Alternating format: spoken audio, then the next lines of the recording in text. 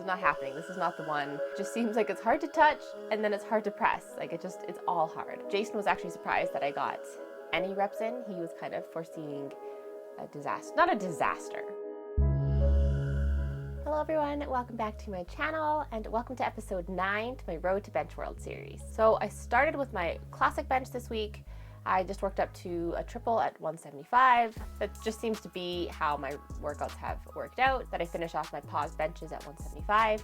So that happened again this week. And then, like I mentioned last week on Thursday, I decided to try my new bench shirt out one more time, to give it one more chance to just see if I could get the hang of it, see if maybe, the first time I tried it out last weekend, if, maybe it just wasn't on right, maybe there's something else off, maybe it was my off day, maybe it was me. So we tried it again on Thursday, worked down as we normally do from a 2 board to 1 board to a half board. The board stuff wasn't too bad, but then we went to 127.5 for a touch, and the weird thing about the shirt is that it's hard to touch. So theoretically, there should be more of a pop off the chest, but it just seems like it's hard to touch and then it's hard to press. Like it's all hard. So that shirt is getting shelved until after Worlds. I still think there is potential for that shirt just because it should be similar to my blue shirt, the one I love, but the material is thicker. So there should be the potential for greater help from the shirt. I just haven't gotten used to it. Whether I need to make little changes, to adapt my technique to the shirt or what, I'm not really sure, but it's just not gonna work out in time for this year's Worlds. So whatever, it is what it is. We tried to touch 127.5 and Jason grabbed it early. I was getting it, but it was hard, and like that workout was sort of a bonus workout just to try out that shirt. And I was like, well, it's clearly this is not happening. This is not the one. This is not going to add, kilos to my bench. Certainly not right now. So that shirt is put aside until after May 27th. And then maybe we can play around in it a little bit more, see if I can't get used to it. But luckily, I do have a shirt that I do love, and we worked out with that on Saturday. On Saturday, I worked up to a top raw single at 92.5 kilos, and that surprisingly moved the fastest I believe it has ever gone, at least in the post-injury period. So that's good. That's promising. Then we put on the shirt and worked down as normal, 2 board, 1 board, half board, touch. And it was okay. I could definitely feel how much more comfortable I am using this shirt than the new shirt. Definitely felt like I had much more pop off the chest. It just felt more comfortable. It's just, it's what I'm used to. It's my trusty blue shirt. So that was good. It felt good. It was encouraging. So I benched 126, then 131, and then 136. And the weights didn't move as snappy as they had the last time I was in the blue shirt. There was just a lot of life stuff happening. A close family member of mine was ill, so the night before was pretty restless. I did not get much sleep, and the sleep I did get was not good quality sleep.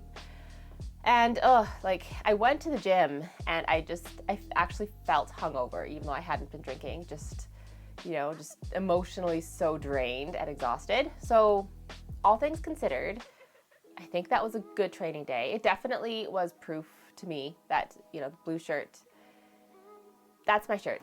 That's my jam, at least for this bench world. I'm committed to blue shirt now. And so it was good.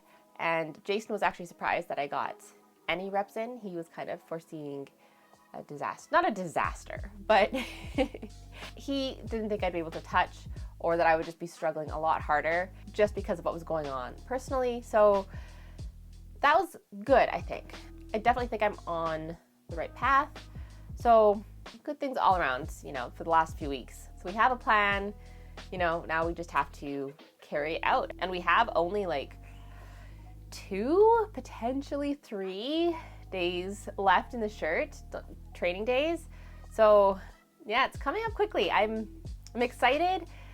I always tell people, sometimes it feels like it's coming up too quickly, and sometimes I'm just so excited that it can't come soon enough. So I think that's, par for the course right now, a few weeks out. But yeah, I'm really looking forward to it. And speaking of the competition, I don't know how many of you follow Good Lift. That's where all the nominations are posted for international IPF events. But at the last minute, I decided to change my weight class for equipped bench. So I will be competing as a 57 kilo lifter in classic bench. So I will have to keep my body weight. I'm hoping around 58 and a half, 59, just to make that cut to 57, not super taxing and difficult, but also to kind of get as much as I can out of the extra body weight in equipment as a 63 kilo lifter. So the reason I decided to switch this year is simply that the 63 class was not as tight, was not quite as stacked. While I was excited to be lifting in a class with a lot of really tight nominations, that's what makes the competition exciting, right? Is when it's super close and you don't know who's gonna win.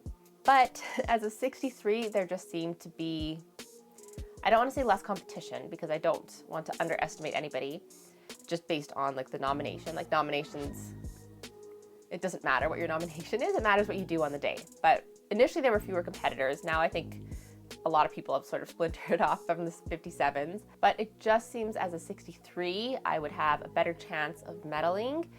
I would like to push for gold. That of course was the goal, since Lithuania. I don't know. We'll have to see.